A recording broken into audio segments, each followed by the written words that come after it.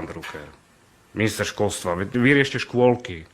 Škôlky riešte, nepchajte sa do veci, ktorým nerozumiete. Ja sa do toho ani nemusím úplne rozumieť. Ja som priniesol súdno-znalecký posudok, na ktoré vy nemáte potenciu prebiť okrúhlosť hranatosťou, ale to poznáte ten príbeh.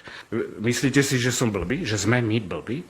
Každý lekár, ktorý mi napíše, že som hanbou, alebo mi to osobne povie, to znamená, že prestal myslieť autonómne a je iba bábka nejakého nadriadeného, ktorý mu niečo povedal. Z prostosti sa tu robia, nové nemocnice stavajú, ale napchajú sa presne tými istými ľuďmi, ktorí nebudú žiť, fungovať, pracovať vedecky a autonómne. Ja sa vôbec nehnevám. Mne je to úplne jedno. Každý deň mi volajú očkovaní ľudia. Očkovaní.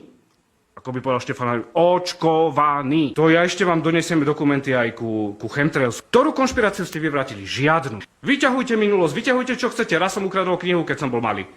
Volala sa Červený drak, lebo to predávali iba nad 16 rokov. Čo ja nepotrebujem chodiť na úrad vlády. Mňa to tam nebaví. Však aj tak ani kávu mi nikdy nespravia.